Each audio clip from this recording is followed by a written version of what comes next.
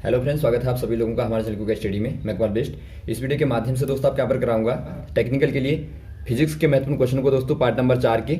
इससे पहले दोस्तों आपको 3 पार्टों में महत्वपूर्ण क्वेश्चन कराए जा चुके हैं। उनको यदि आपने ना देखा तो आप उनको भी देख लें ताकि दोस्तों आपके वो वाले क्वेश्चन भी क्लियर हो जाएं। उसका आपको लिंक नीचे मिल जाएगा, वहाँ से दोस्तों आप उन क्वेश्चन को देख लेंगे, क्योंकि एग्जाम आपके दोस्तों बार बार पूछे जाते हैं। इनके आधार पर आपके सारे कॉन्सेप्ट क्लियर होते रहेंगे और आप आराम से दोस्तों क्वेश्चन को कर लेंगे। तो देखिए आज क्वेश्चन को देखते हैं। आराम से आप कॉपी और पेन निकाल लेंगे, जो भी बीच में आपको मिलेगा जानकारी आपको मिलेगी उनको आप नोट करते रहेंगे। देखिए पहला क्वेश्चन आपको दिखाई देता है, कूलिज नलिका का प्रयोग क्या उत्पन्न करने के लिए किया जाता है। अर्थात आपको बताना है used of Coolidge tube to produce. दोस्तों यहाँ पर देखिए जो आपकी कूलिज ट्यूब होती है, ये दोस्तों आप पहले समझिए, इसको इस प्रकार की बनी होती है, ये है। अब यहाँ पर देखिए अंदर बिल्कुल आपका वैक्यूम होगा अर्थात निर्वात होगा दोस्तों, और बाहर से यहाँ से कैथोड होता है, कैथोड आर्म कह देंगे आप, और यहां से दोस्तों एनोड आर्म होती है। यहां पर देखिए दोस्तों ये आपका सोर्स है जहां से बीम पड़ेगी इलेक्ट्रॉनों की। दोस्तों इलेक्ट्रॉन बीम पड़ेगी यहां से, और यहां पर एक प्लेट लगी होती है जो कि टंगस्टन की होती है। ये आप याद रखेंगे, ये बार बार पूछा जाता है कि बताइए कौन सी वाली प्लेट इस्तेमाल होती है। तो ये टंगस्टन की दोस्तों प्लेट इस्तेमाल होती है। तो ये बीम जो पड़ेगी दोस्तों प्लेट में, तो यहाँ से ये बहुत ज़्यादा हाई वोल्टेज यहाँ पर बीम होती है। तो इससे दोस्तों एक यहाँ पे रे प्रोड्यूस होती है जो कि दोस्तों एक्सरे कहलाती है। तो यहाँ से आपको पता लगता है कि आपको एक्सरे प्राप्त होती है कूलिज नलिका से दोस्तों। तो यहाँ पर आपको ऑप्शन नंबर बी वाला सही हो जाएगा, बी वाले में आप टिक कर देंगे। अगला क्वेश्चन देखिए दोस्तों, निम्न में से किसकी विमा आवेग के समान है। अर्थात आपको बताना है the dimension of which of the following is the same as the dimension of impulse. दोस्तों यहाँ पर देखिए पहले आप आवेग को समझिए। आवेग क्या होता है दोस्तों, इम्पल्स से क्या होता है। ये दोस्तों बहुत कम समय में लगाया गया बल होता है। तो इसको आप लिखते हैं एफ डी टी। कहने का मतलब है डी टी मतलब बहुत छोटा समय पर आपने जो बल लगाया दोस्तों वही आपका आवेग कहलाता है, इम्पल्स कहलाता है। अब यहाँ पर देखिए यदि आपको विमा की बात करें दोस्तों, विमा क्या होती है। विमा अर्थात जो डायमेंशन फॉर्मूले होते हैं दोस्तों, माना आपका कोई भी बल का मात्रक है या फिर आपका समय का मात्रक है, इन मात्रकों को दोस्तों आप 3 राशियों में व्यक्त करते हैं इस प्रकार से, जो आपकी कहलाती हैं एम एल टी। तो इसमें देखिए आपकी जो भी पावर होगी दोस्तों यहाँ पर आएगी एबीसी के फॉर्म में। तो इसको आप इस प्रकार से व्यक्त करते हैं, इसी को आप बोलते हैं विमीय सूत्र बोलते हैं अर्थात डायमेंशनल फॉर्मूला बोलते हैं। यहाँ पर एम दोस्तों क्या काम करता है, द्रव्यमान को बताने का अर्थात मास को बताएगा। एल दोस्तों लेंथ को बताएगा अर्थात लंबाई को बताता है, और जो टी है वो समय को बताता है। तो इनको आप याद रखेंगे। इसके अलावा यदि आपका कुछ और चीज़ें आती हैं तो आप उनको यहाँ पर ऐड करते हैं।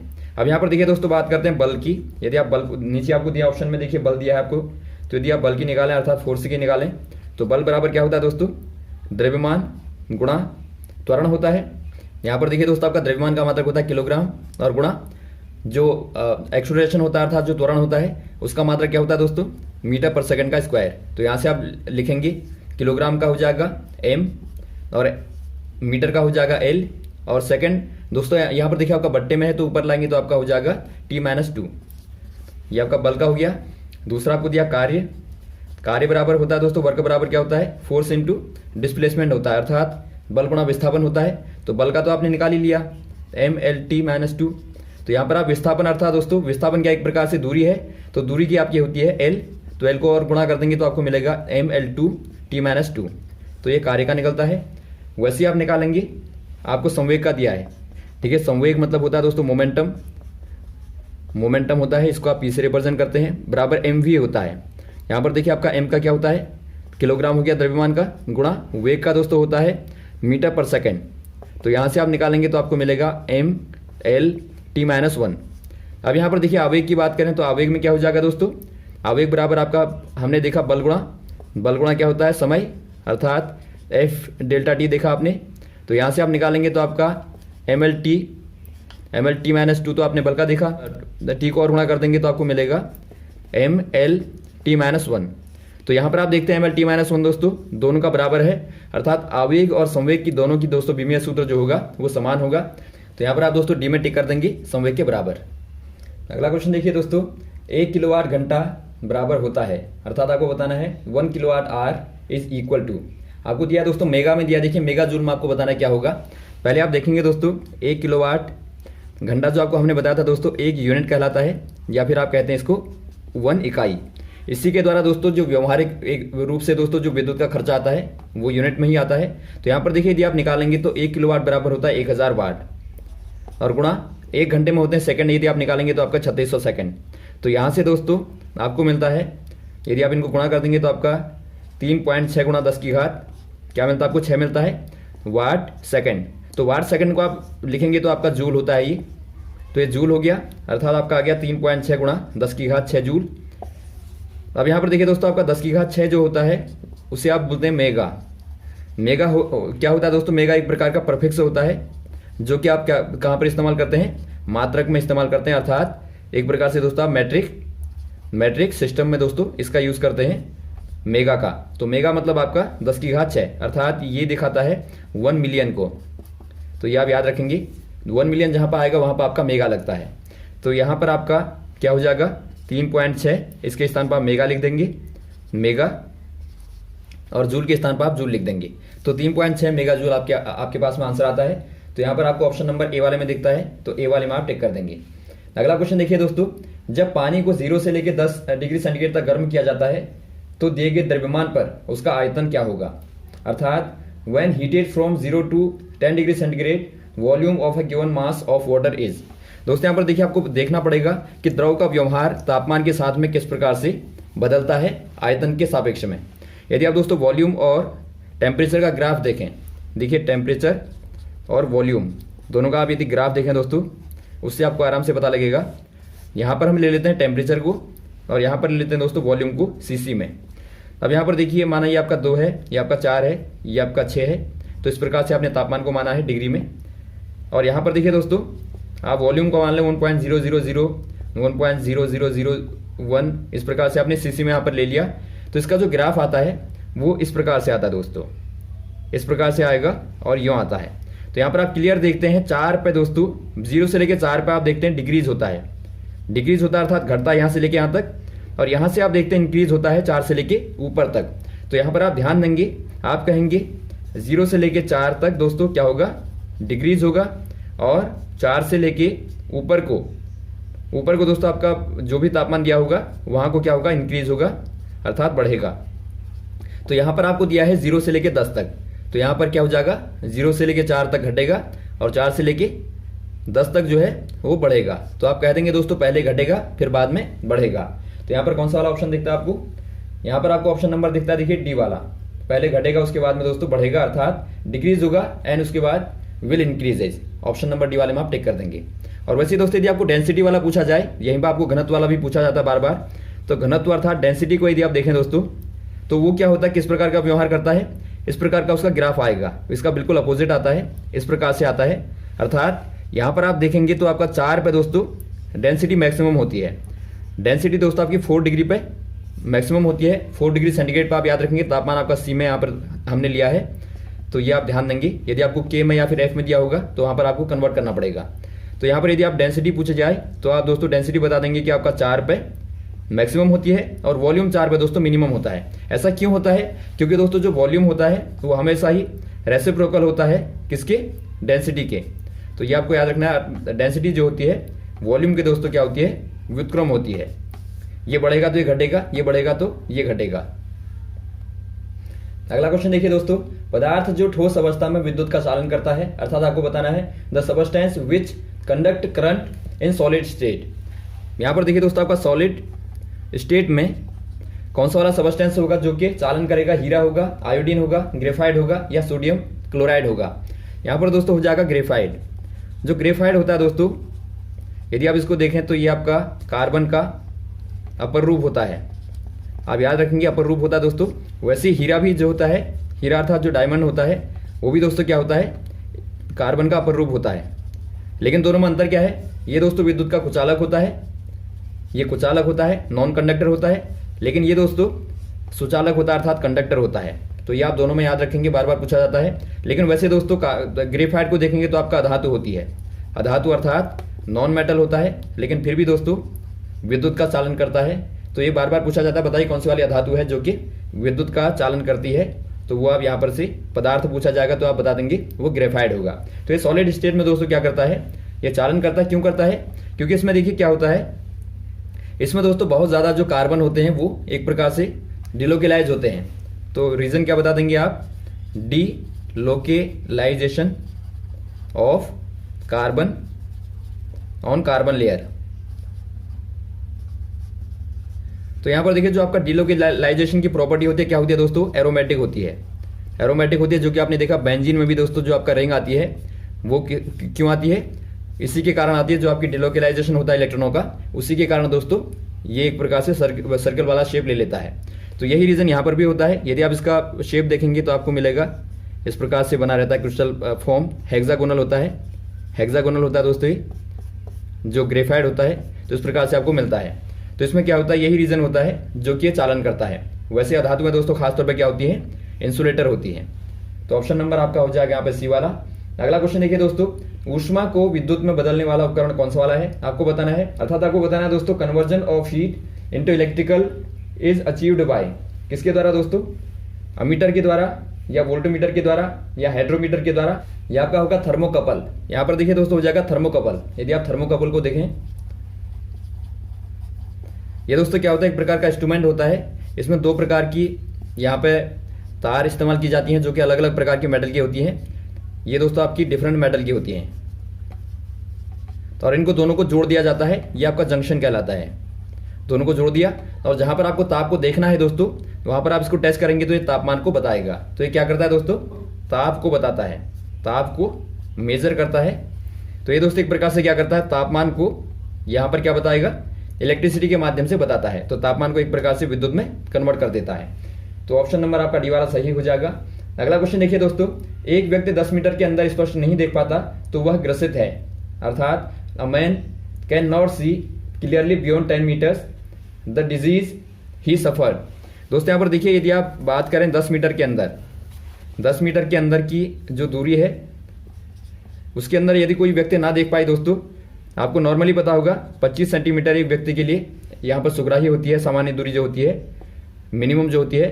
तो 10 मीटर दोस्तों बहुत ज़्यादा है, एक प्रकार से दूर की वस्तु है।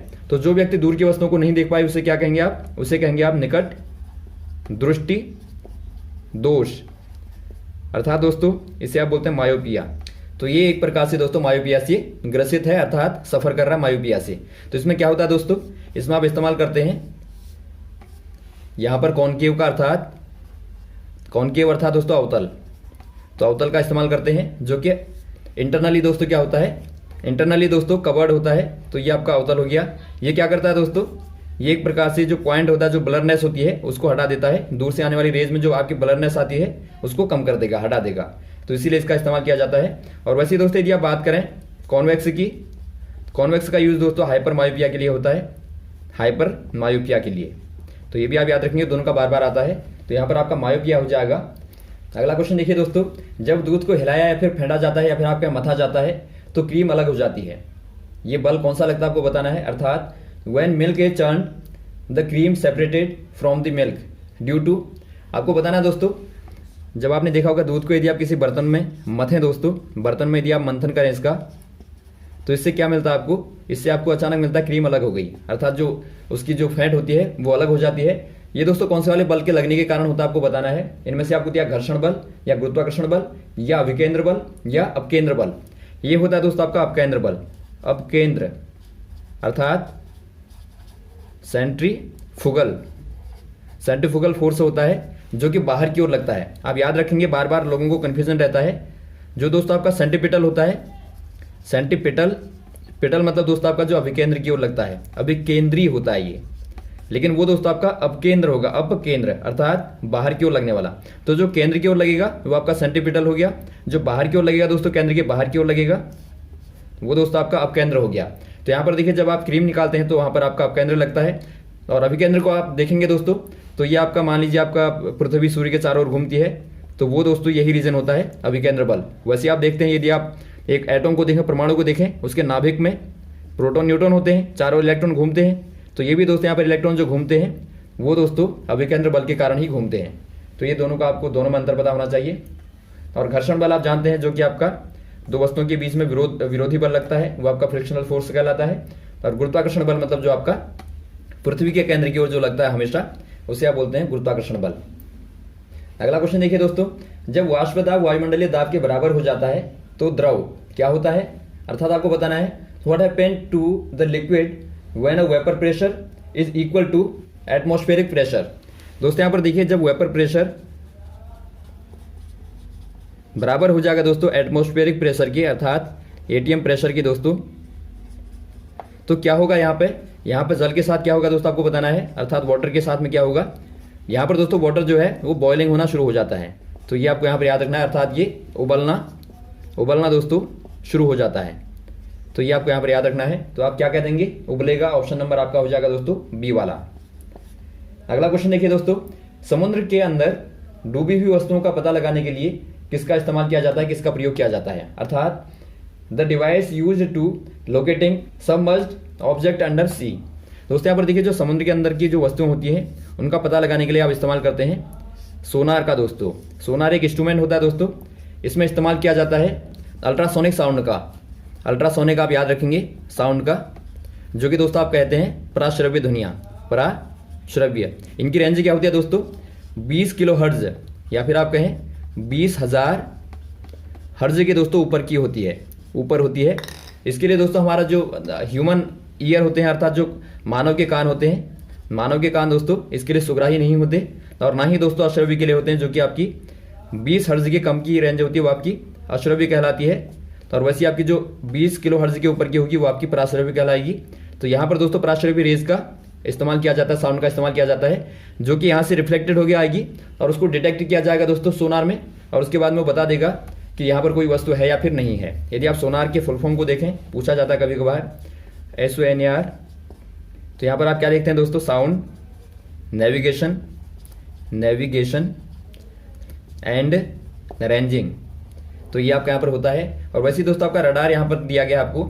रडार में आपको बताया था दोस्तों हमने, ये क्या करता है, ये दोस्तों वायुमंडल में चीज़ों को लोकेट करता था, देखता है। माना वायुमंडल में ट्रैफिक है दोस्तों, वायुयान है, उनको देखने के लिए इसका इस्तेमाल किया जाता है।